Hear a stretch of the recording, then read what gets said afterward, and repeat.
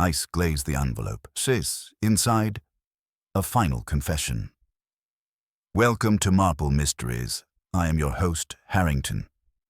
Tell me your city. I value your voices. Wolfe begins to read. If you've ever seen Nero, Wolfe disturbed during beer time, you've witnessed a phenomenon rarer than a unicorn in a subway. At precisely 11:45 that morning, he was in his chair in the office, a quart of Remmer's amber within reach, and a page of Pliny in hand. I was at my desk, drafting an invoice he'd never sign off on without at least 2 objections. It was quiet enough to hear the radiator's hissing complaint about winter's persistence. Then the doorbell rang, not the usual buzz of a delivery or a nervous client's tremor. It was a deliberate press, one long, one short. The kind that says whoever's out there either knows Wolfe's routines or doesn't care about them. Either way, trouble. Archie. Wolfe didn't look up from his book. Attend to it. I went, figuring it might be a messenger with one of those bulky envelopes that always smell faintly of trouble. When I opened the door, it wasn't a messenger. It was a woman, mid-30s, elegant in a frost-blue coat that made her look like she'd stepped out of a snowstorm on purpose. Her eyes were the color of polished slate, and they were studying me as if I'd already flunked some silent test. "You're Mr. Goodwin," she said. Voice, low, careful, and with the kind of confidence that came from money or experience managing it. "I need to speak with Mr. Wolfe. It's urgent." Urgent is a flexible word. You'll have to specify whether it involves blood, scandal, or unpaid bills. Wolfe's schedule adjusts only for the first 2. A small twitch at the corner of her mouth. Half a smile, half a restraint. None of those exactly. It concerns something that arrived this morning. A letter. "Congratulations," I said. "The Postal Service still delivers. What's unusual about this one?" "It was addressed to my husband. He's been dead for 8 years. That got my attention. Come in."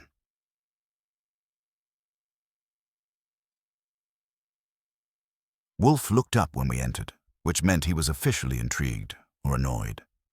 The lady stood still under his gaze like she'd rehearsed for it.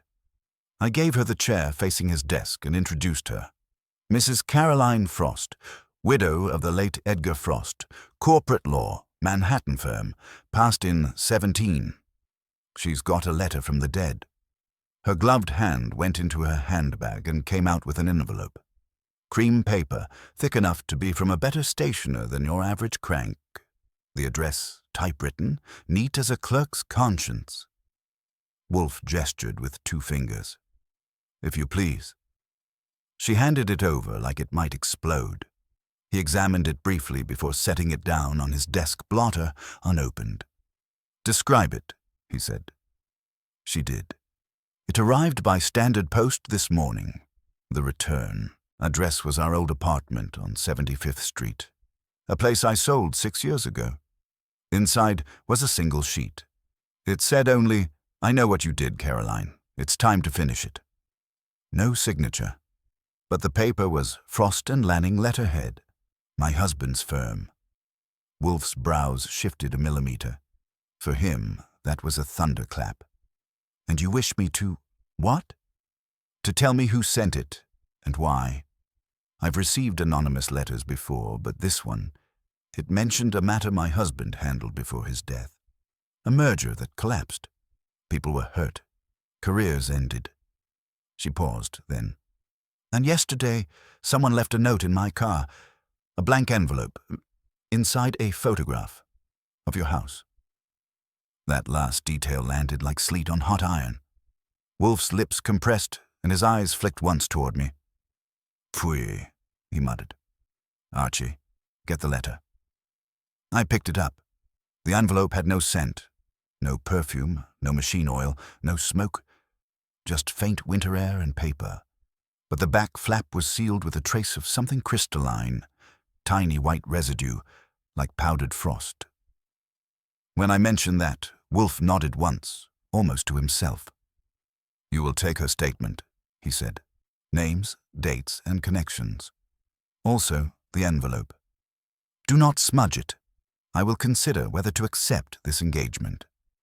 Mrs. Frost frowned slightly. Consider? You don't want to help me? Wolfe closed his book.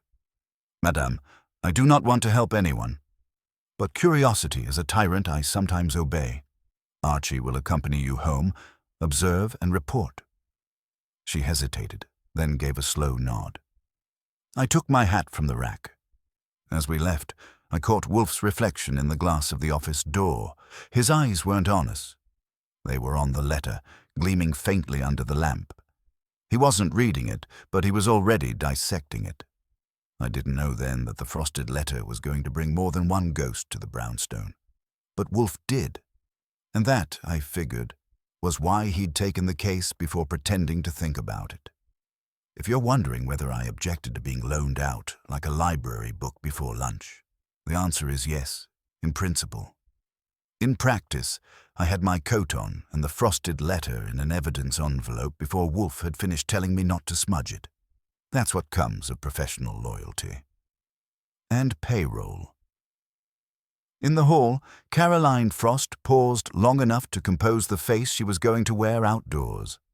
Up to that point, she'd been operating on nerves and habit, which is a great combo for a pianist and a terrible one for a client.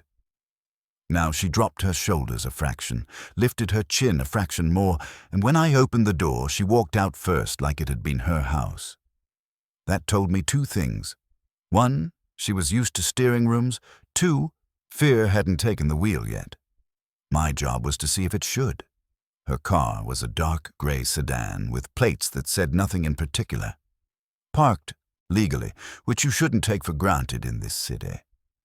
On the way down the stoop, she said, without looking at me, "Do you usually take clients home like this?" "Only the ones who bring mail from the dead. It's a concierge service, part of our charm."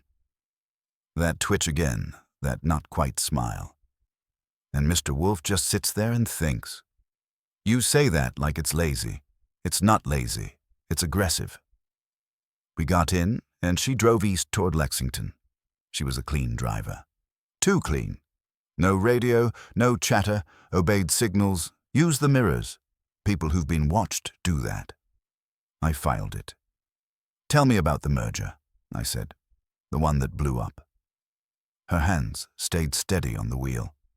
My husband's firm, Frost & Lanning, represented a company called Valcour Dynamics. Valcour was small but had something bigger firms wanted. A proprietary coolant process, industrial-scale refrigeration and thermal stabilization. Very valuable in medical transport, defense, even food logistics. Edgar was lead counsel in talks to sell controlling interest to a private capital group. Name: Ravelin Equity Group. Spell it. She did. The way she said it told me she didn't like the taste. What went wrong? The deal collapsed 3 days before signing. Valcour accused Ravelin of sabotaging their valuation. Ravelin accused Valcour of falsifying operational data. 6 lawsuits bloomed in a week. Valcour lost 2 key distribution contracts in the chaos. By the end of the quarter, the company bled employees, defaulted on a credit line, and folded. The owners didn't just lose their company. Some of them lost everything. And your husband? He made partner that year. She glanced at me. He said it had been managed. That was his word. Managed. Which means somebody guided the collapse instead of letting the market handle it. Yes. And 8 years later, someone mails you a valentine on his old letterhead, tells you it's time to finish it, and leaves a picture of Wolfe's house in your car. That's quite a reach for nostalgia. We stopped at a light. She stared ahead. I think someone blames me. For profiting from what happened. I let that hang long enough to make her feel it. When Valcour dissolved, she said quietly, the assets were carved and sold. Intellectual property, patents, tooling specs. Edgar advised me to create a holding company and acquire several of those patents. We did. I still own them. They've done well. And we means you personally, not the Frost estate. Yes. Then whoever sent this doesn't believe Edgar was the only one doing the managing. Her jaw tightened. She didn't answer that. We made it to her building on Park, south of 70th, where the doorman gave her a polite, "Good afternoon, Mrs. Frost," and me a look that said if I broke a vase, he knew a guy who could make it look like I'd never existed. The lobby was all quiet money. Dark stone, floral arrangements that didn't come from any bodega within a 5-mile radius, and a scent in the air like someone had convinced pine to behave. In the elevator, alone, I asked, "The note in the car. When?" "Last night," she said. "I was leaving a dinner on Madison. I unlocked the car and it was on the driver's seat. No one approached me. No one followed me home. I checked." There's checking, and then there's checking. She would have looked in the mirror for a tail. She wouldn't have noticed if the same sedan had been parked across from her building 3 evenings in a row. That's a different muscle. Her apartment was on the 10th floor. When she opened the door, I got the usual spread. Tasteful furniture, curated art, no clutter. The kind of neatness that isn't housekeeping, it's policy. But there was something else. A tension in the air. You learn to feel it if you spend enough time walking into rooms people don't want you in. It wasn't fear, exactly. It was anticipation. Like the room was waiting for someone to say a certain name. She led me to a slim writing desk near the window. On it, in a tray, was the photograph she'd mentioned. I put on gloves. Yes, I carry them. I'm not just a pretty face. The photo was a color print, glossy, standard cut. It had been taken from across the street from the brownstone, maybe from a car window. Not artistic, but competent.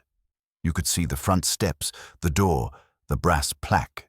And if you looked close, you could also see me, exiting. My back, but recognizable. Last night's coat. That brought a little chill up the spine, and not because of the weather.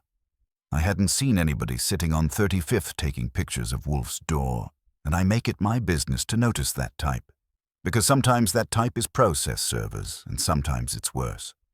I turned to Caroline. "You didn't mention that it was taken last night." I wasn't sure. I didn't study it, which was either true or rehearsed.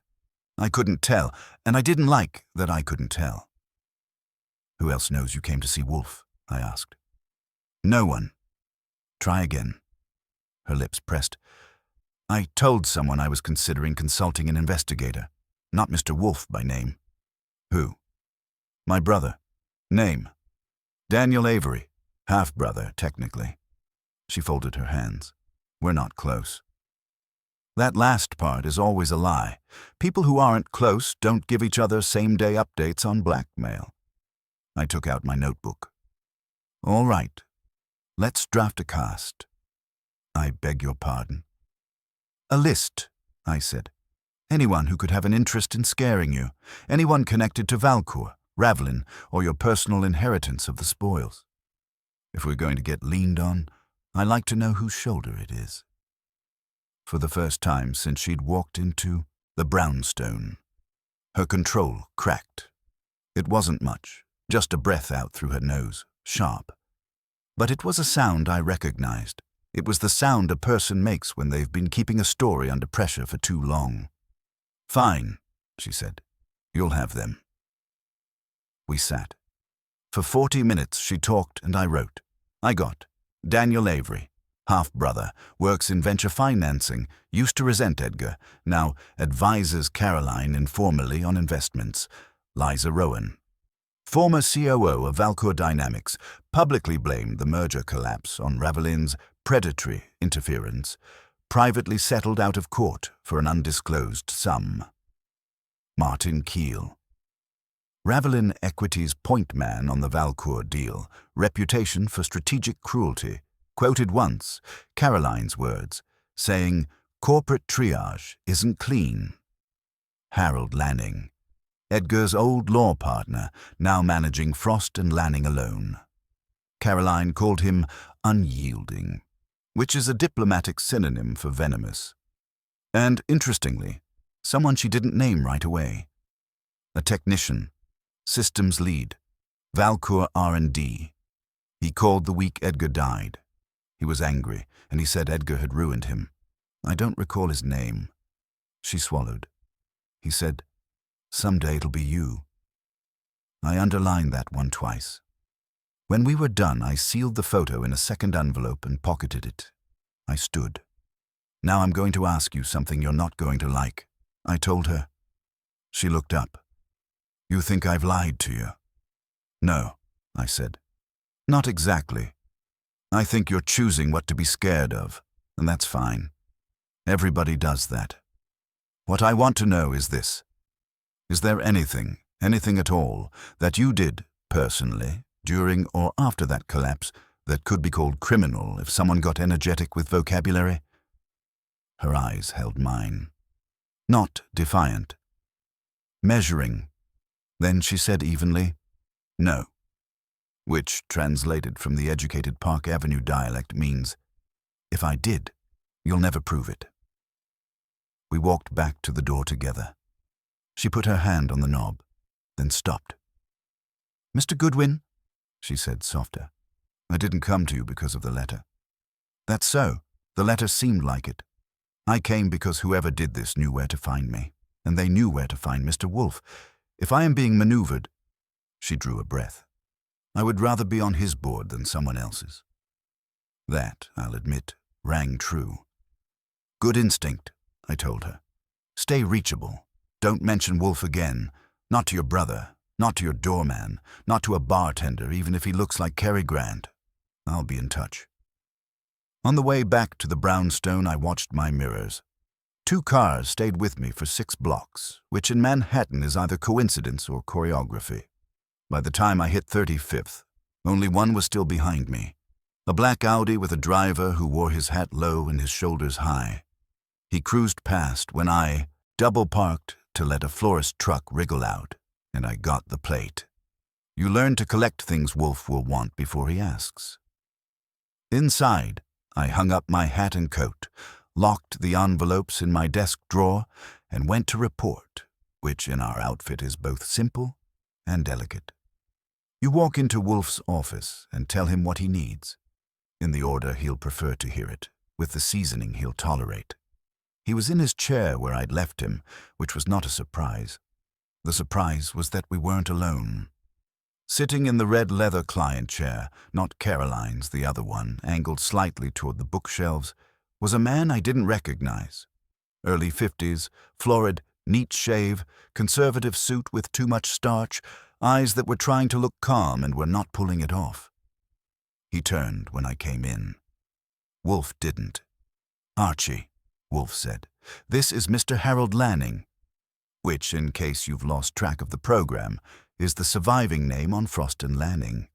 So, in under 2 hours, the brownstone had drawn not 1 but 2 live wires from the same burnt circuit. That is what we in the trade call a development. Wolfe didn't move. You could have painted him and sold it as the Thinker Reclining Edition. His eyes rested on Harold Lanning with the same expression a chess master gives a pawn that wandered too far forward. Lanning, on the other hand, looked like a man who'd spent his morning negotiating with mirrors. His suit was pressed to regulation perfection, but his hands wouldn't stop worrying the brim of his hat. I shut the door and took my station. Wolfe gestured toward the beer bottle at his elbow, but didn't pour. That meant business first, calories later. A dangerous sign. "Mr. Lanning," Wolfe said, "is about to repeat to you what he has just told me." "Go on." Lanning cleared his throat, the way a man does before testifying against his own sleep. "Mr. Goodwin, I was informed you'd taken a call from Mrs. Caroline Frost this morning. She's a former client and widow of my late partner, as you know." "Up to speed," I said. "Continue." He nodded, glancing at Wolfe, then me, then back again. "This morning, before noon, I received a message at the office. It was left on my desk while I was in conference. The envelope bore no name, no return address. Inside was a single sheet, typed. It read, 'Tell her to stop. or we will." Wolfe made a small sound, something between a grunt and a hum. Lanning swallowed. "I came immediately," he added. "I thought, since she's contacted you, it might be connected." "Your deduction is tolerable," Wolfe said. "Describe the envelope." Lanning did. "Plain, white, slightly heavier than usual stock. It smelled faintly of wintergreen." That got a flicker from Wolfe. He leaned forward half an inch, which for him is a somersault. "Wintergreen," he repeated. "You are certain?" "Yes. I detest the odor." "And the letter?" "Typewritten. Courier, 12-point. Single line in the center of the page." "Miss Frost's correspondence was in the same hand?" Wolfe asked, without looking at me. "Typed, yes. Letterhead from Frost and Lanning. No scent. But there was a crystalline residue. Archie observed it." "Describe it." "White. Fine. Not dust, but almost frost-like," I said. "Could be powder from a desiccant or treated paper." Wolfe's eyes narrowed. "Not powder. Crystals." His gaze dropped to the blotter where Mrs. Frost's letter still lay, quarantined under a paperweight. The sender plays with texture as others play with tone. Lanning was confused, which wasn't new in that office.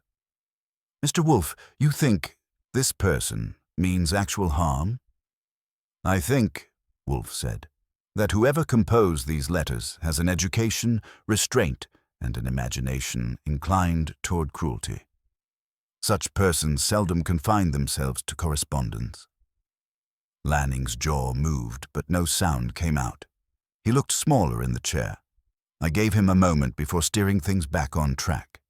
"You mentioned the message said, 'Tell her to stop.'" "Stop what?" "I don't know. She hasn't been in contact with the firm in years." "Any reason someone would use you to get a message to her?" I asked. "Professional, financial, romantic. Choose your poison." His color climbed. "Goodwin, my relationship with Mrs. Frost was entirely professional." "Sure," I said mildly. "And I only read comic books for the dialogue." That got me the look lawyers give when they're calculating libel damages, but Wolfe saved us both from further charm. "Sit down, Archie," he said. I was already sitting, but he likes to issue commands even when they're retroactive. "Mr. Lanning, you will provide Mr. Goodwin with a list of employees, clerical staff, and associates with access to your office this morning. Include anyone who could have entered while you were absent." Lanning nodded. "Of course." "Then," Wolfe continued, "you will send word to Mrs. Frost, by your usual channels, that you are cooperating with an investigation at my request. Use no telephone. Hand delivery, in a sealed envelope." Lanning blinked. "But if she's the target?" "Precisely. If the predator observes the exchange, he will assume she has appealed to me for counsel and will grow anxious. Anxiety breeds movement." The lawyer frowned. "You're using her as bait." "I am using her situation," Wolfe corrected. "Bait presupposes innocence." Lanning took a breath, seemed to think about arguing, then decided against it. "Very well. I'll send the list before evening." He rose. Wolfe inclined his head in a gesture that could almost pass for civility, and I showed the man out. On his way to the door, he stopped, hesitated. "You think this could have anything to do with Edgar's death?" "Wasn't that heart failure?" I asked. "It was recorded as such," he said, and left before I could unpack the rest. When I got back to the office, Wolfe was already leaning back, eyes closed, the kind of stillness that meant his mind was turning somersaults inside that mountainous skull. "He's worried," I said. "He should be," Wolfe murmured. "He is either the intended target, the unwitting accomplice, or the next name on a list we have yet to see." "Comforting range," I said. "You think the death might not have been natural?" 8 years is a long time for remorse to gestate, but revenge can hibernate indefinitely. I let that sit a moment while I logged the details. The scent, wintergreen, The residue, crystalline. The phrasing of both messages, direct, controlled, no ornamentation. Someone who liked precision, maybe even science, which looped us back to Caroline's technician who'd promised retribution. I didn't have his name, but I had her file of notes, and the company records could still yield a list of Valcor's technical staff. I could start with Valcor's old personnel, I said. Find the one who called her after Edgar's death. He might have left a trail. Wolfe's eyes opened. Proceed, but with moderation. Always, I said. He eyed me. And the man who followed you. So much for hoping he'd missed that. Black Audi, hat, shoulders, bad posture. Followed for 6 blocks, peeled off on Madison. License. I handed over the slip with the number. Good. Saul will trace it. He pressed the buzzer for Fritz, and a minute later the familiar clink of a beer tray came through the air like punctuation. Wolfe poured, sniffed, sipped. The Frost motif, letter, residue, name, odor, suggests design, not accident. It is not merely symbolism. It is communication. Meaning what? Our ghost likes theme consistency. Meaning, Wolfe said, he wishes to be recognized. He tilted his head back and closed his eyes again, satisfied with the deduction.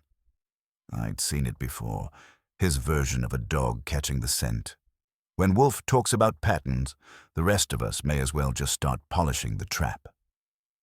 That evening, Saul Panzer called in. He's the best manhunter in the city, which is saying something since he works part-time for Wolfe and spends the other half making the NYPD look sluggish.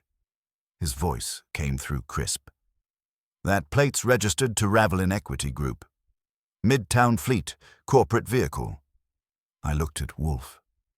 The same Ravelin that gutted Valcor. Wolfe nodded slowly. Then we are indeed back at the carcass. Saul continued. Car was signed out yesterday by an employee named Martin Keel. Caroline's list came back like a cold wind. Ravelin's point man, the one who called corporate triage an art form. Want me to tail? Him? Saul asked. Yes, Wolfe said, but delicately. No intrusion, only observation. He may already know we exist. If so, I wish to see how he behaves when aware of an audience. Saul grunted assent and hung up. Wolfe leaned back again, the creak of his chair a slow exhale of leather. The office light caught his profile, massive, serene, unreadable. Archie, he said finally, Miss Frost must not be alone tonight. Want me to move in? Pfui.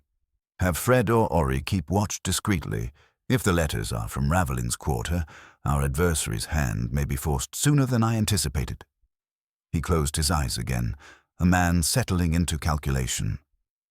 I've seen Wolfe look like that before. It's not peace, it's patience sharpening itself. I went to the phone to make the arrangements. Outside, the wind was picking up, pressing cold fingers against the window panes. The city lights blurred behind frost, and somewhere out there, a man who signed nothing and smelled of wintergreen was watching, waiting for Nero Wolfe to make his first move. I made the calls before midnight. Fred Durkin drew the Frost assignment. He's steady, looks like a man who worries about his mortgage, and people stop noticing him 2 minutes after he appears. Perfect for watching rich widows without spooking them. I gave him the address, her photo, and strict orders. Keep her in sight. Stay out of her line of sight. Ori Cather would have been flashier, and Saul had his hands full with Martin Keel's tail. That left me to handle the brownstone, which meant sitting within earshot of Wolfe and pretending the quiet wasn't starting to itch. He was in his chair, still as an idol, with the frosted letter on the desk in front of him. The single lamp gave the paper a sheen, like frost under moonlight. Every few minutes he'd murmur something that might have been Latin or possibly invective in a dead language. I've learned not to interrupt that phase. It's like kicking a beehive to see what's inside. By 1:30, I'd finished typing my notes. Wolfe was still marinating. I stood, stretched, and said, "If you're planning on sleeping tonight, now's your window." He lifted one eyelid, which is Wolfe, for acknowledgement. "You have arranged for Miss Frost's protection. Fred's on her. I gave him instructions down to what brand of sandwich he's allowed to eat in his car." "Good. He's less conspicuous when fed." Wolfe's eyelid lowered again. "Tomorrow you will visit Mr. Lanning's firm. Secure a copy of their client correspondence from the final month of the Valcourt negotiations. I am particularly interested in any letters that bear traces of correction fluid or chemical odor. You want me to march into Frost and Lanning and ask for evidence from 8 years ago. I want you to obtain it. The method, as usual, is left to your ingenuity." Which meant I could lie, charm, or burgle, as long as I came back with the goods and no scandal. That's Wolfe's version of flexibility. I gave him a casual salute, turned in, and dreamt of envelopes that breathed cold air. By the time I hit Park Avenue the next morning, the weather had decided to audition for January. The wind cut sideways, sharp as gossip, and the doorman at Frost and Lanning's granite fortress looked like he was regretting every decision that led him outdoors. Inside, it was warm, quiet, and all glass and hush money.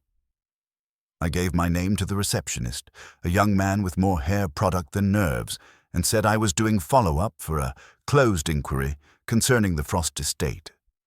The mention of the word estate earned me a pass straight to the back offices. Lanning wasn't in. His secretary, a brisk woman who'd seen too much paper and not enough daylight, escorted me to a waiting room and offered coffee. I declined. Never drink caffeine in enemy territory. Instead, I drifted to a nearby table stacked with corporate newsletters, scanned the top one, and waited for opportunity. It came in the form of a junior associate who left his folder open on a copy machine, then disappeared into a call. Inside, Firm Correspondence Archive Index. If you think that kind of luck is coincidence, you haven't met the average lawyer. I snapped a quick photo with my phone and left before the associate's voice climbed back out of the corridor. 10 minutes later, I had what Wolfe wanted: file numbers, storage references, and an appointment with the basement records clerk, who was too busy juggling requests from actual paying clients to mind me thumbing through old boxes. The Frost and Lanning archive smelled of old paper and stale air conditioning, a familiar scent to anyone who's ever rooted around the past. The Valcourt folders were heavy, overstuffed, and dated. I found what I needed: correspondence logs from the final week before the deal went belly up. The top letter was addressed to Ravelin Equity Group. Attention, Martin Keel. It was typed on the same cream paper as Caroline's frosted letter. The watermark was faint, but there. And on the inside flap of the envelope, a trace of crystalline residue, identical to what I'd seen under Wolfe's lamp. I used a piece of tracing paper to lift a sample. When you live with a man who can solve murders from the scent of thyme on a handkerchief, you learn to anticipate his fetishes. I was resealing the folder when I heard footsteps. Not the brisk tap of clerical heels, heavy, deliberate. I glanced up and met the flat, pale eyes of Martin Keel. He filled the doorway like a silhouette that had outgrown its shadow. Square shoulders, tight mouth, eyes that had no temperature. "You're not supposed to be down here," he said. "Neither are you, probably," I said. "So we're even." "I work here," he replied. "Not unless Ravelin bought the building." I smiled. "Which, considering your firm's track record, isn't out of the question." He didn't smile back. "You're Nero Wolfe's man." "That depends who's asking." "Then don't depend on it too long." He stepped forward, close enough that I could smell a faint trace of wintergreen. My pulse ticked once, hard. He saw that, and his lips twitched, almost a smile, but colder. "You tell your boss to stop sniffing in other people's freezers," he said. "It's a cold world, Mr. Goodwin. Some things are better left frozen." And just like that, he turned and walked out. No threats, no violence, no paperwork. Just the quiet certainty of someone who believed his words were enough. I gave him 20 seconds lead, then left the archive and went straight to the street. No tail this time. Either he wasn't worried, or he wanted me to think that. By the time I reached the brownstone, Wolfe was elbow-deep in orchids, an activity that means he's chewing over a problem. When I came in, he didn't glance up, but his voice floated through the greenhouse air. Report. Lanning's letter to Revelin was on the same stationery as Caroline's. Same paper texture, same watermark, and the same frost on the flap. I brought a sample. Excellent. He clipped a bud with surgical care. And Mr. Keel? He appeared. Cold greeting. Colder breath. Smells like our wintergreen enthusiast. Wolfe's hand froze mid-air. You're certain? I could bottle it. He told me to keep Wolfe out of his freezer. Wolfe muttered something soft and obscene in French. The impudence of that man rivals his incompetence. He believes himself subtle. You're saying he's not? I'm saying, Wolfe said, turning toward me, that he is not the author of those letters. He lacks the linguistic restraint. His threats are direct, even crude. The letters are not. The true mind behind this masquerade uses Keel as cover, possibly as catalyst. I frowned. So Keel's the visible chill, but somebody else is doing the freezing? Precisely. Wolfe wiped his hands, signaling that orchids could wait. He serves as conduit, a man with enough menace to divert suspicion and enough vanity to believe he commands it. The phone rang. I crossed to answer. Fred's voice came through, strained but steady. Archie, you'll want to tell Wolfe. Mrs. Frost just got another letter. This one wasn't mailed. My gut tightened. Delivered how? By hand. Slipped under her door 10 minutes ago. No envelope this time. Just a folded sheet with 2 words. Which are? He hesitated. Too late. I turned toward Wolfe. His eyes opened, slow and heavy. Bring it here, he said. And just like that, the frost thickened around us all. Fred brought the new letter just after 9 that night. It was sealed in a plastic folder he must have borrowed from a cop he once knew. He came in with that half-sheepish, half-serious look he gets when the job's gone sideways, but not enough to cost him sleep. I was in the office, Wolfe at his desk, the air thick with the scent of orchids and tension. Fritz had just brought coffee, and Wolfe hadn't touched his cup. That alone was proof of calamity. Fred nodded to me, then handed over the folder. Slipped under her door at 8:15. I was downstairs in the car. Nobody used the elevator in that span. Either someone was already on her floor or had a key. Wolfe reached out, careful, like he was picking up a venomous insect. Inside the folder was a single sheet of the same thick paper. No watermark this time, but identical weight and texture. The words were typed dead center. Same machine, same ink ribbon, same precision. Too late. He stared at it longer than necessary. That's Wolfe's version of a post-mortem. Then he spoke, quiet and flat. Describe her. Fred cleared his throat. Rattled, but steady. Said she'd been in the kitchen when she heard the paper slide. She opened the door right away, hall empty. I checked every apartment on the floor. Nobody saw a thing. Doorman swears no one went up without being logged. Phooey, they always swear. Wolfe set the folder down and leaned back. What did she say of the message? She said she didn't understand it. But I think she did. Fred scratched his jaw. She looked like someone who recognized the punchline. That earned him a thin nod from Wolfe. You will remain near her tonight, Mr. Durkin. If another communication arrives, call Archie immediately. If a visitor appears, any visitor, you will detain them with civility until the police arrive. Fred grunted assent. I walked him out to the stoop and watched him go, then came back in. Wolfe hadn't moved.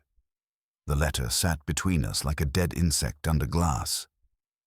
"Well," I said, "you've stared it into submission, ready to share the epiphany." He didn't open his eyes. "The brevity is deliberate, a declaration of completion.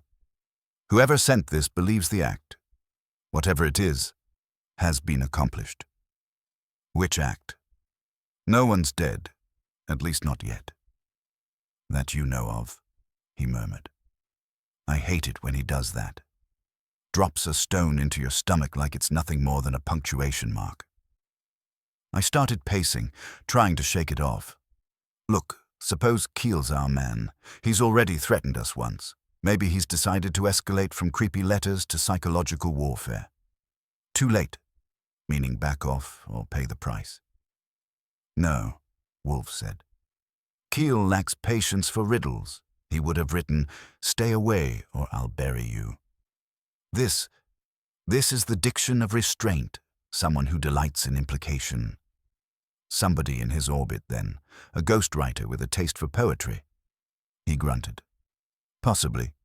But there is another vector. What if the author is neither Keel nor his master, but Miss Frost herself?" That one made me stop cold. "Her? You're saying she sent herself the letters?" "I am suggesting," Wolfe said, "that her fear may be performative, or at least self-directed. Her late husband's dealings were complex, her inheritance of his spoils more so. It is not inconceivable she is engineering this theater to preempt exposure." I whistled low. That's a pretty grim play for a widow with a conscience. "She may have more to lose than reputation," Wolfe said. "You will return to her in the morning. Observe, listen, and report. Do not accuse, do not comfort, elicit." That was Wolfe's polite way of saying, "Poke until something cracks." I didn't have to wait until morning. At 10:40, the phone rang again. Fred's voice was tight. "Archie, something's off. She's not answering her buzzer. Lights are on, but she's not in the apartment. No signs of a break, nothing missing." I was already reaching for my coat. "Stay put. I'm coming."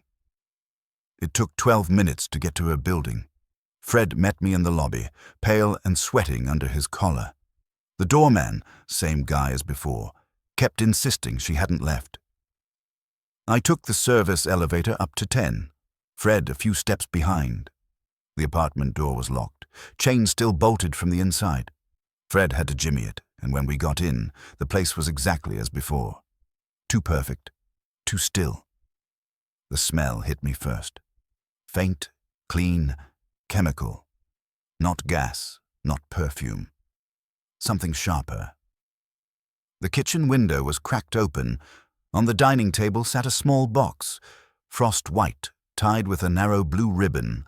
A folded card lay beside it. I didn't need a magnifying glass to know the typewriter was the same. 2 words again.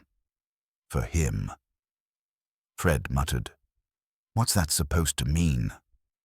I didn't answer. I opened the box carefully, bracing for anything. Inside was a small glass vial half filled with translucent crystals, glinting under the light. The label had been scraped off, but one word was still readable in partial print. Cyan. I didn't finish the word aloud. "Call Wolfe," I said, voice steady because it had to be. "Now." He answered before the first ring finished. "Report." "She's gone," I said. "Apartment locked from inside, no body, but she left a gift. A box with some chemical crystals.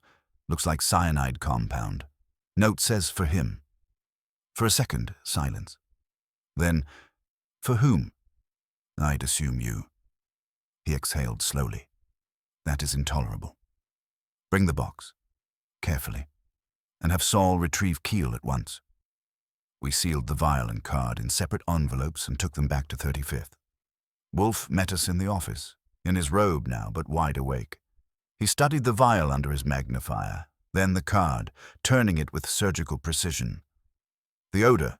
he asked. "Sharp." "Bitter almond." He nodded once. "Cyanide derivative, certainly, but the crystals are not industrial. Refined, uniform, deliberately prepared. This is chemistry, not happenstance. Fred spoke from the doorway. You think she— I think, Wolfe interrupted, that Mrs. Frost was expected to die tonight. Whether by her own hand or another's remains uncertain. But the performance, the locked door, the parting gift, is too meticulous for panic. He leaned back, eyes narrowing. Someone has transformed this case from menace to spectacle. They mean to unsettle, to test my capacity for disorder. I started to ask if he was taking it personally, but one look told me he already had. Then the phone rang again. Saul's voice, quick and low. Wolfe, it's me. Keel's not home. His apartment's clean, too clean, but the super says a woman was there around 9 wearing a blue coat. Left 10 minutes later. Dropped something in the trash chute. Wolfe's eyes opened wide, gleaming. A blue coat. Yes.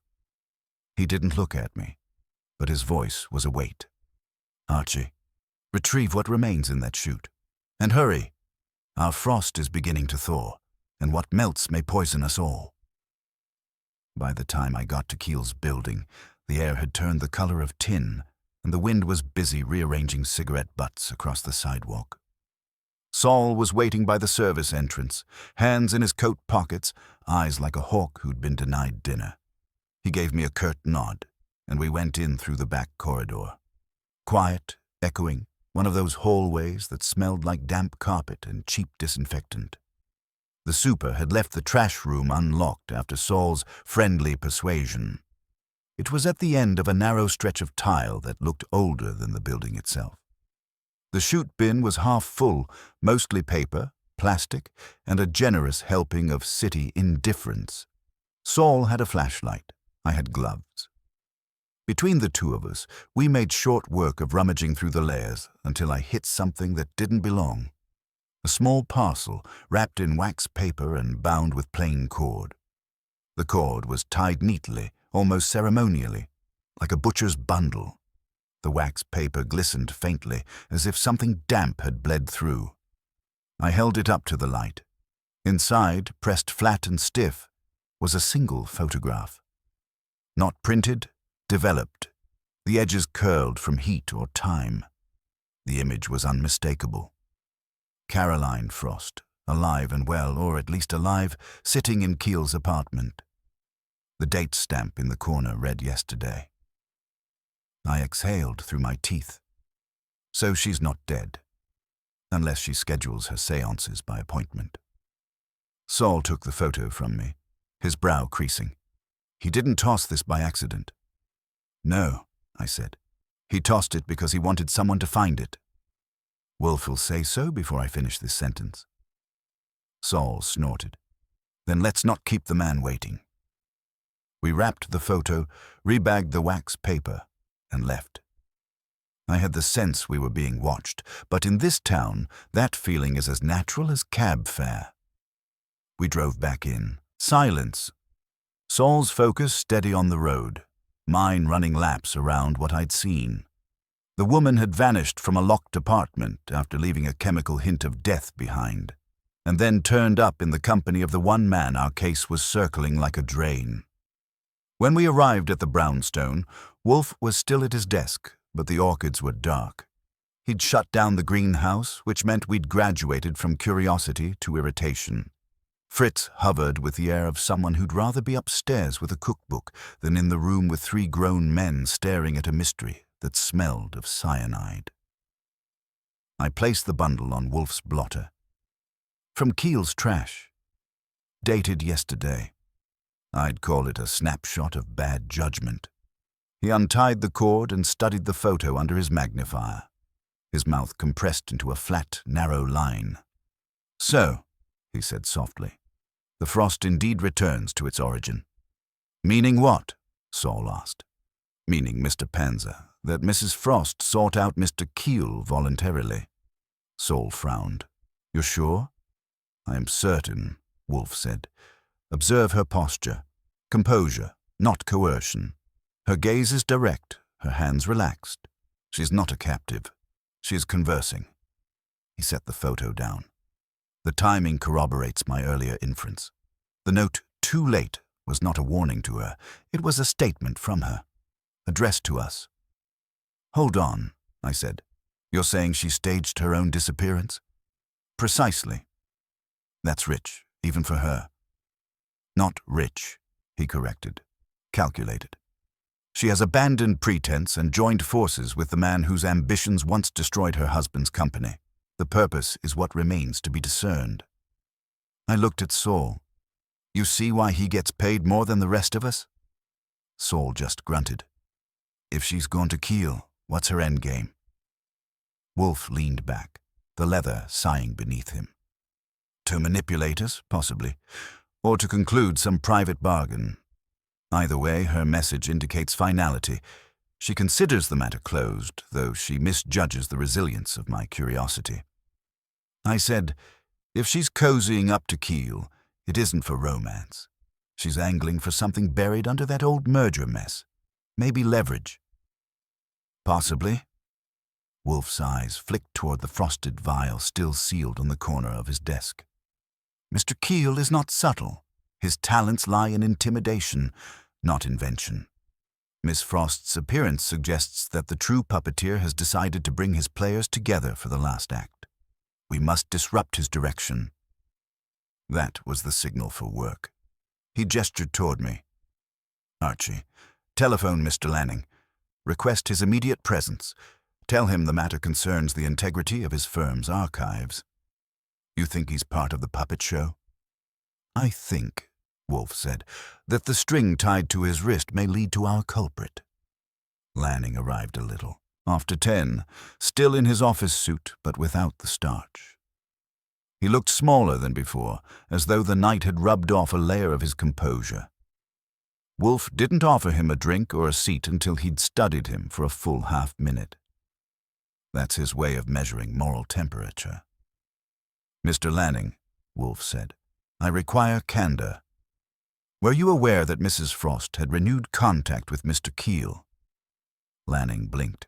"Good heavens, no. Why would she?" "To finalize whatever remained unfinished between Ravelin and Valcourt," Wolfe said. "A debt, perhaps, or a secret." Lanning hesitated.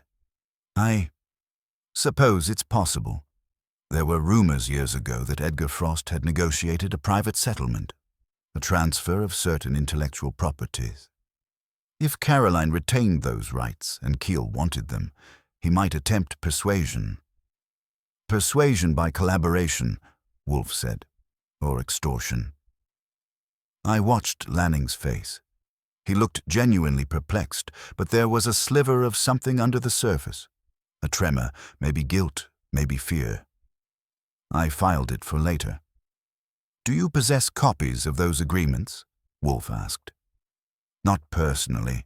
They'd be in our secure archive, but some records were destroyed after Edgar's death, at Caroline's request." That snapped Wolfe's eyes open fully. "Destroyed? Why?" "She claimed they were irrelevant to the firm's future dealings." I complied. "Phooey," Wolfe's voice sharpened. "You allowed a client to dictate your fiduciary integrity?" Lanning flushed. "She was the partner's widow. Yes, I allowed it. It seemed harmless then." Wolfe closed his eyes again, and when he spoke it was almost a whisper. "Then she is not merely a pawn. She is a strategist. She has removed the records that prove the original fraud, allied herself with the surviving perpetrator, and now plays both sides against each other to control the remnants of Valcourt's assets." "Which would be worth how much?" I asked. "Enough," Wolfe said, "to risk murder for." That hung in the air like a dropped curtain. Lanning sank into the nearest chair. Saul crossed his arms, his face unreadable. Finally, Wolfe said, "Archie, contact Mr. Panzer's friend at the Department of Buildings.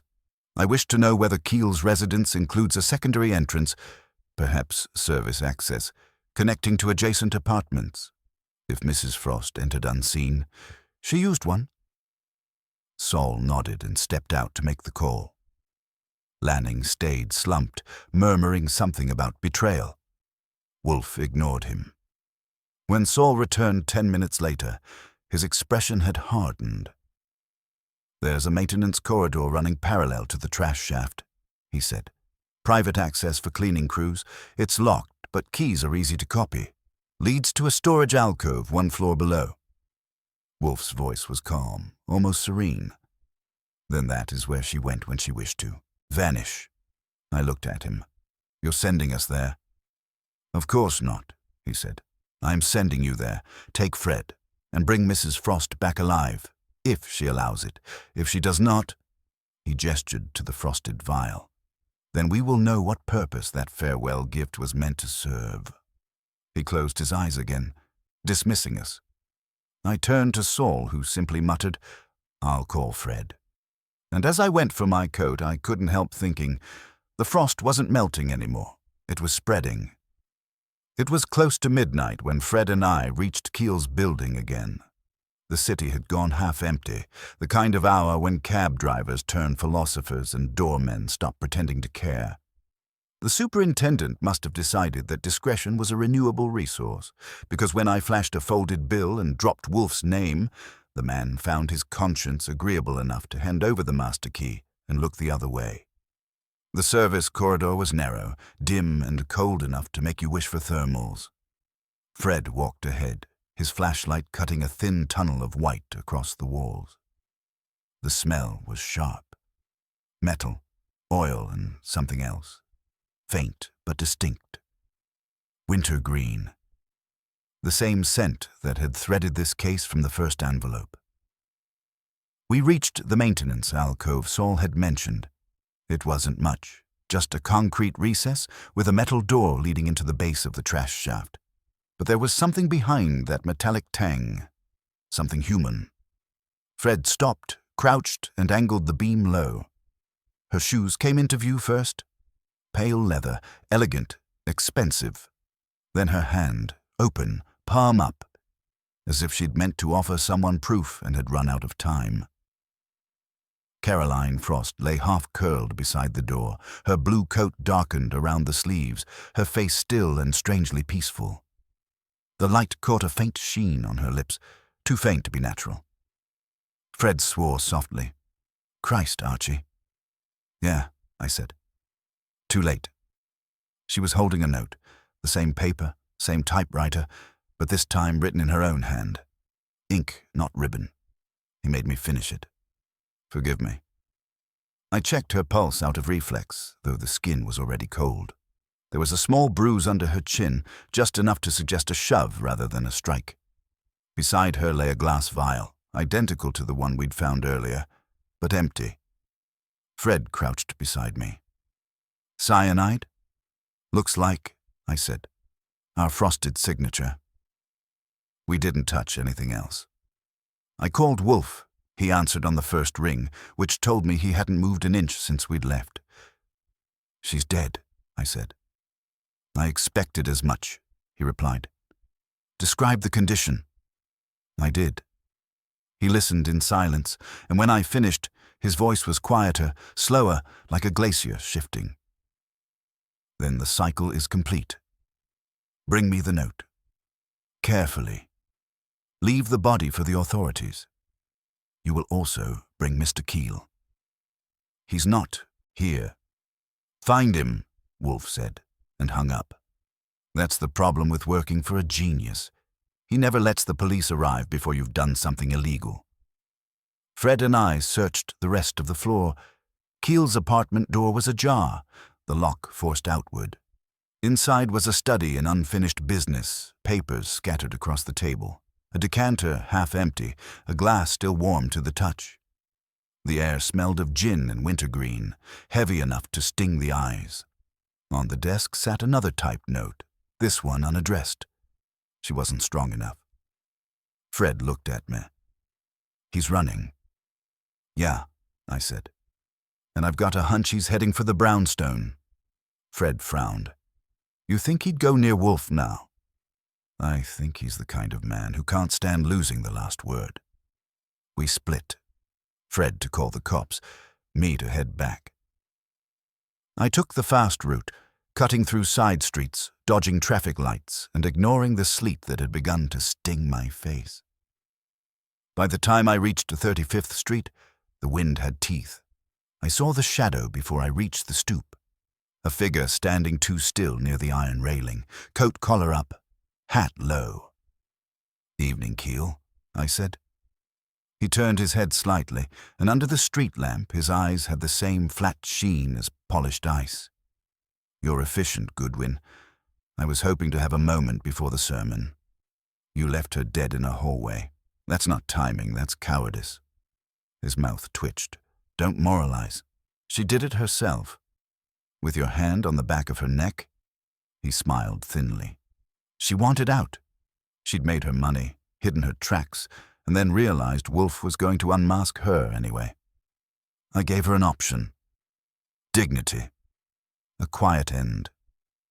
I took a step closer. "You sound almost proud." "I'm realistic," he said. "And I came to deliver the last piece." He reached into his coat pocket. I tensed, but he only drew out another envelope. Cream paper, same frost residue along the edge. He held it up between two fingers. "This one's for him. I imagine he'll appreciate it." "You're not getting through that door," I told him. He tilted his head. "You think I came to hurt him?" "No. I came to show him the same truth she saw, that even the cleverest men can't stop the inevitable. You can't reason with rot." "That's poetic," I said. "But you're not making the delivery." He shrugged once, almost casual, and turned as if to leave. Then, in one smooth motion, he tossed the envelope toward me and ran. It hit my chest and fluttered to the ground like a dead moth. I went after him, but by the time I reached the corner, he'd vanished into the dark, swallowed by the city's pulse. I pocketed the letter and went inside. Wolfe was waiting in the office, still as a mountain. I handed him the envelope. He examined it, frowned, and tore it open with one thick finger. Inside was a single sheet, this time handwritten in Caroline's neat, precise script. It was never about Edgar, it was about the formula. He found it. Ravelin stole it. I took it back. And now it's done. Wolfe read it twice, then folded it carefully. "Pooh, the woman has done my work for me." "Except for the part where she's dead," I said. He ignored that. "This formula she references, Valcour's coolant compound, it was the core of the merger, yes?" "Yeah, the one everyone wanted a piece of?" "Precisely. It was not merely financial, it was strategic. A process that stabilized volatile elements at sub-zero temperatures. Quite valuable to those who traffic in defense contracts, among other things." He steepled his fingers. "Mrs. Frost preserved it. Mr. Keel coveted it. Her death ensures it returns to no one." I sat down, feeling the fatigue catch up. So she played both sides until she couldn't, and when Keel realized she wasn't giving it up, he finished the act. "Or convinced her to finish it for him," Wolfe said, "which is, in effect, the same result. But he has erred." "How so?" "He has touched the sanctity of this house." Wolfe's tone dropped, quiet and hard. "He involved me, and I do not permit such trespass." That was all he said, but the way he said it was enough to make the air in the room tighten. He picked up the phone, dialed Saul's number, and when Saul answered, his words were slow and deliberate. "Mr. Panzer, you will find Mr. Keel, tonight. You will bring him here, intact if possible. If not, intact enough to listen." He hung up and turned his gaze toward the letter still resting on his desk. The lamplight glinted off the faint frost that edged the paper. "Archie," he said, "prepare the office. Tomorrow we convene. Mr. Lanning, Mr. Keel, if he survives Saul's efficiency, and whoever else fate elects to attend.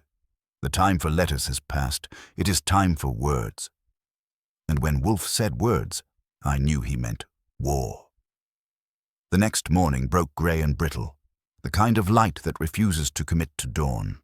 Wolfe was already awake, which in his case means he hadn't slept.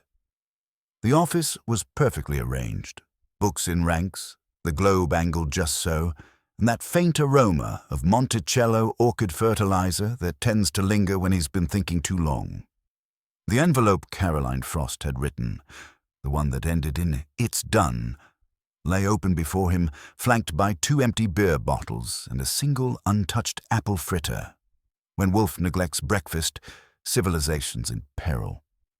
I came in with coffee, and the morning edition folded under my arm. The Gazette hadn't yet gotten hold of the story, but the death would hit the noon run. I set the cup down near his elbow. He grunted acknowledgement, which for him counted as a benediction. "Saul called at 6, I said. "He's got Keel cornered."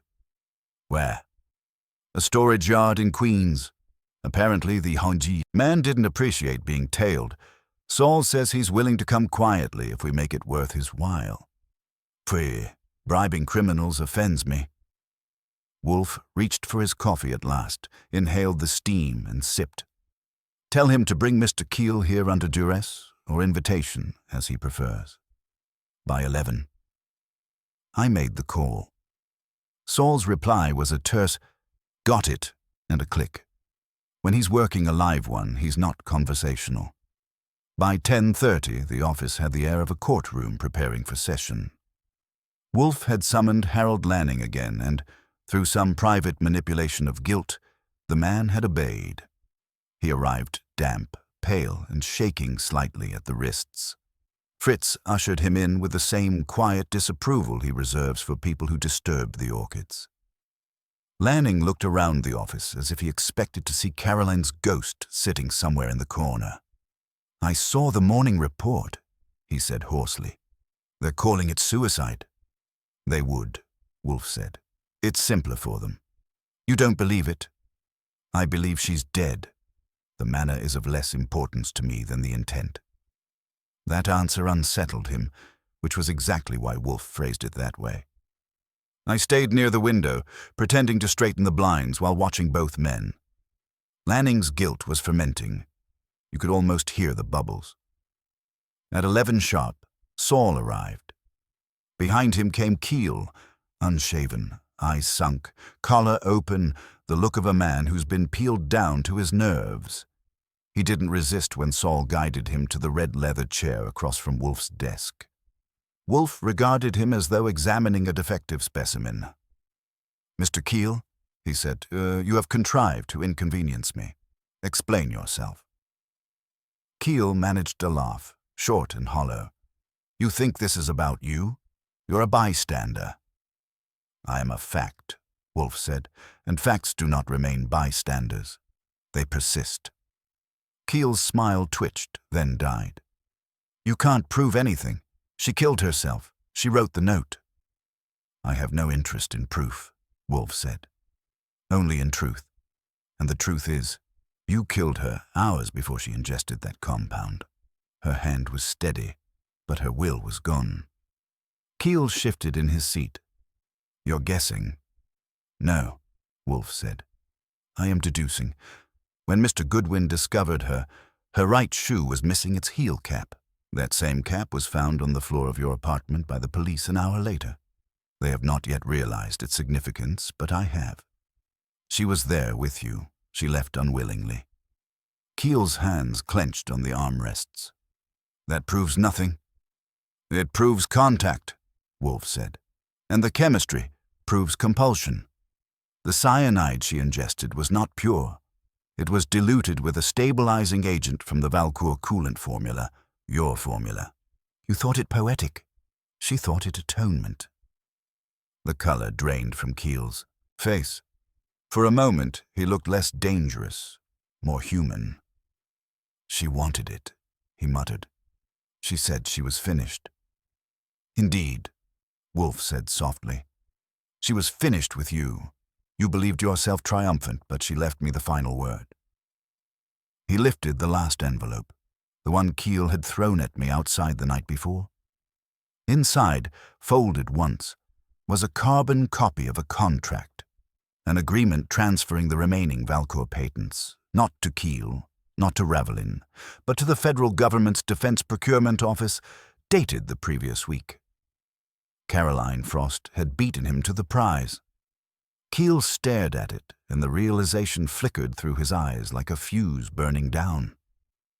She sold me out. No, Wolfe said. She redeemed herself. You were her punishment.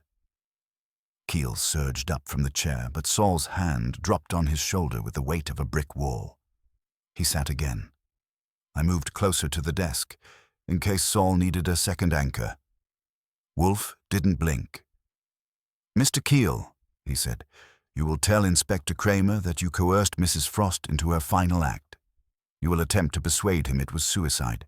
He will not believe you, but he will enjoy the confession.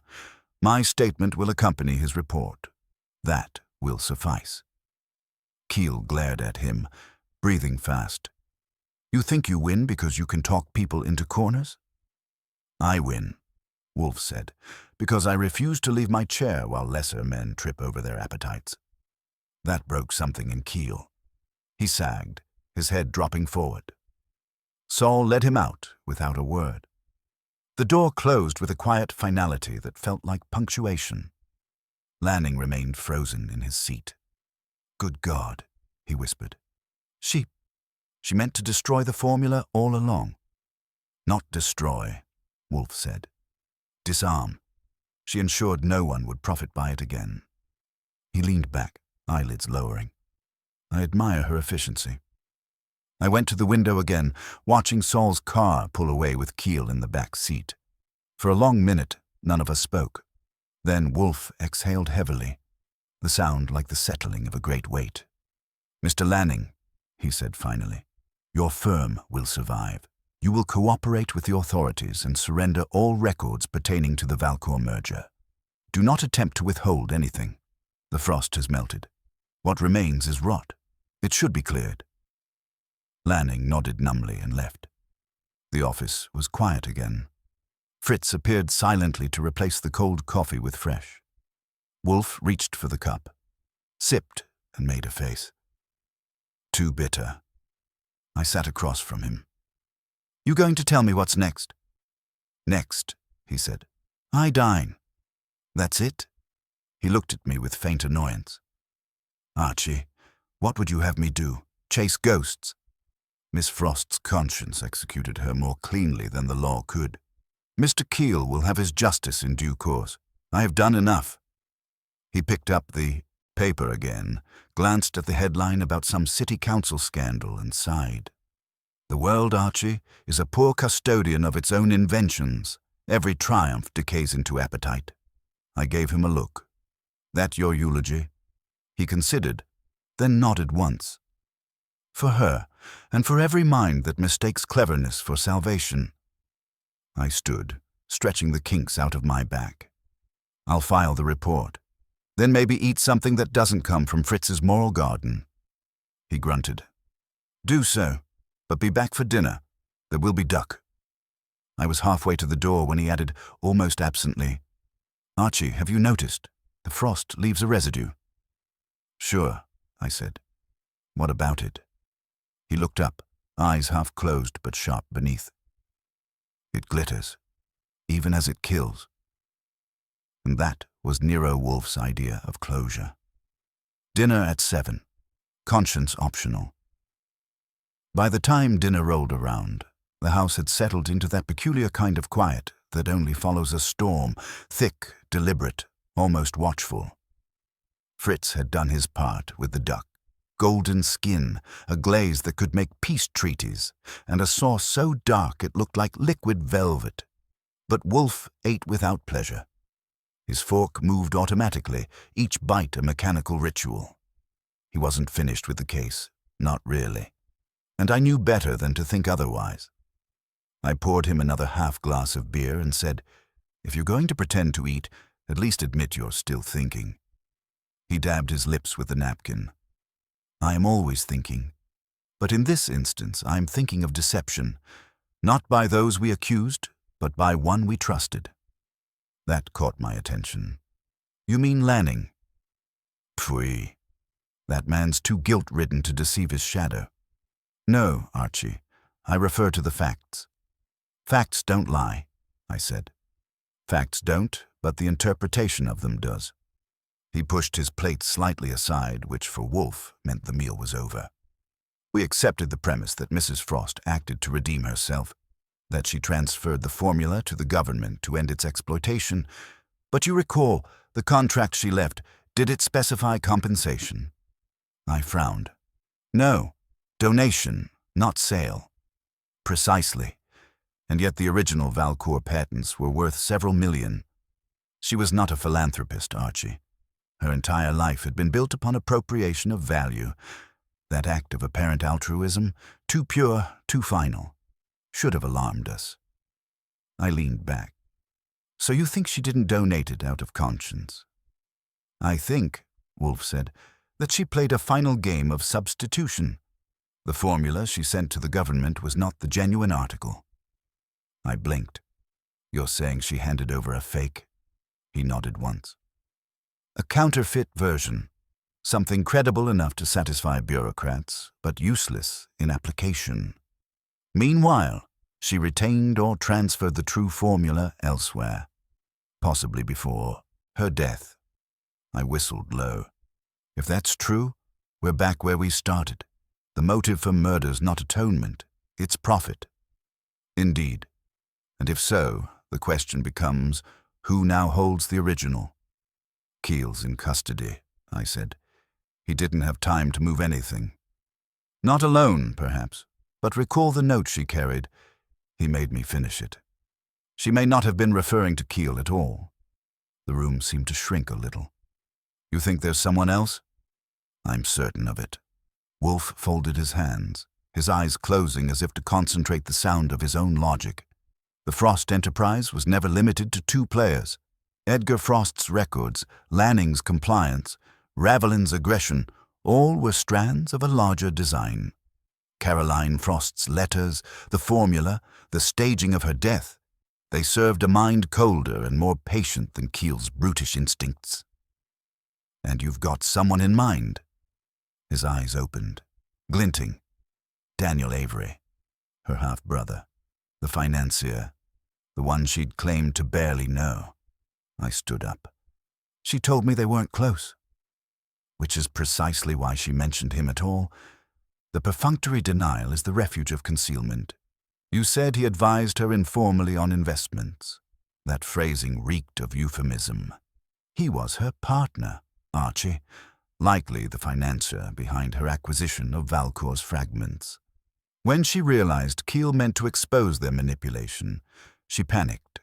He, however, would not panic. He would ensure her silence. I said slowly, You think Avery killed his own sister? I think, Wolfe said, that he facilitated her end with the same detachment he applies to his balance sheets. He rose, miraculously, and rang for Fritz. We shall have coffee and a telephone. When Fritz appeared, Wolfe gave him an order that made both of us blink. Fritz, invite Mr. Daniel Avery here tomorrow morning. Tell him I've concluded the matter of his sister's estate and require his acknowledgement. Sir, Fritz said, wary. Wolfe nodded. Assure him it is purely administrative. He will come. He would, of course. Men like Avery couldn't resist anything labeled administrative. Promised both control and deniability. After Fritz left, I said, You're sure about this? He's slick, and if he's behind it, he's also dangerous. Wolfe grunted. Archie, danger is an overrated impediment. He will come because I ask. He will stay because I offer him something he cannot refuse. What's that? The illusion of superiority. We sat late. He dictated a brief statement for Kramer, a careful mix of facts and omissions that would hold until the real show tomorrow. Around midnight I turned in, but sleep didn't exactly volunteer. I kept thinking of Caroline Frost in that corridor, her fingers clutching the note that said, He made me finish it. If Wolfe was right, and he usually was. She hadn't written that in despair. She'd written it as insurance, a message for the only man who could read it properly. By morning, the city was washed pale by a slow rain. Avery arrived precisely at 10, punctuality polished into him like silver. He was the picture of understated wealth. Charcoal overcoat, gloved hands, a calm expression that didn't quite reach his eyes. Fritz led him into the office, where Wolfe waited like an emperor expecting tribute. "Mr. Avery," Wolfe said pleasantly, "your sister's affairs are concluded. Please be seated." Avery smiled faintly. "That's efficient of you, Mr. Wolfe, considering the tragic circumstances." "Yes," Wolfe said, "tragedy often demands efficiency. It spares one the inconvenience of remorse." Avery's smile tightened. "Is that a moral observation?" "A factual one. Your sister died because she trusted the wrong man." Wolfe poured himself a small glass of beer, ignoring Avery's attempt to appear unmoved. "Or perhaps because she trusted the right one too late." Avery's fingers flexed on the armrest. "I don't understand." "Of course you do," Wolfe said. "The Valcour formula. She could not sell it publicly, so she concealed it. She sent the government a worthless decoy while the true document, her insurance, remained in the possession of someone she believed incorruptible. Someone who would release it only if she were harmed." Avery's eyes narrowed. "You're suggesting she gave it to me?" "No," Wolfe said softly. "I'm declaring that you took it. And when she realized you intended to profit from it, she wrote her last note to warn me. Cryptically, yes, but effectively. He made me finish it.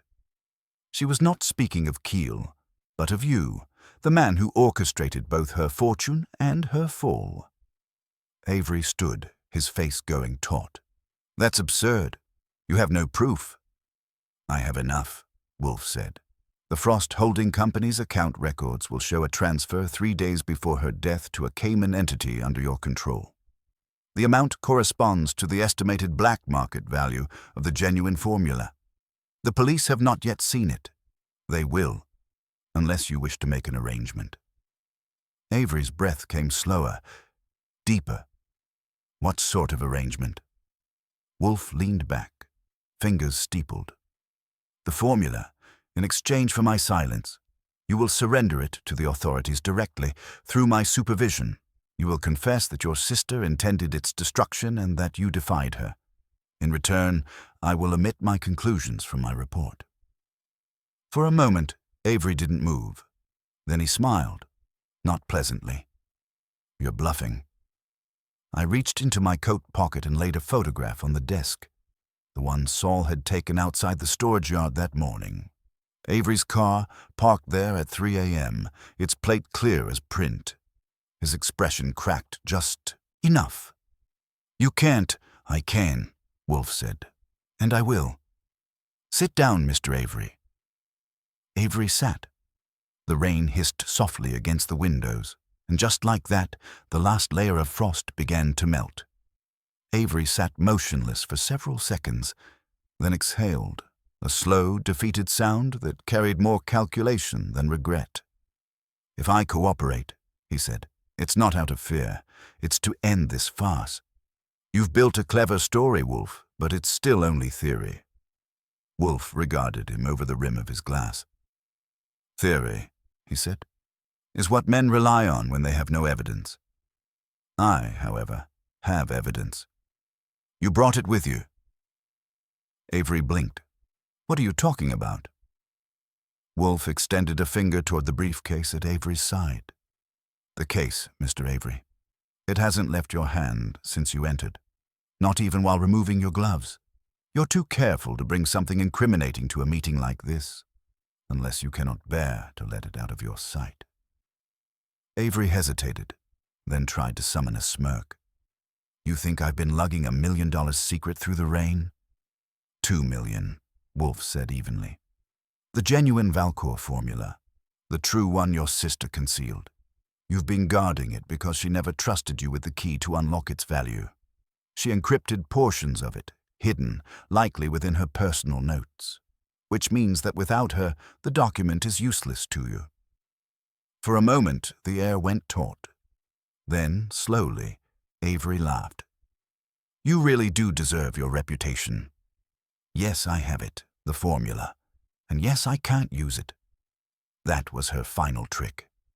She left me holding a masterpiece in a language I can't read. He looked up at Wolfe, eyes sharp, voice cooling. So you can gloat, Wolfe, but you can't touch it, because if you hand it over to the police or the government, you'll confirm it exists, and every vulture on 2 continents will come circling again. My sister knew that. She wanted this cycle to end.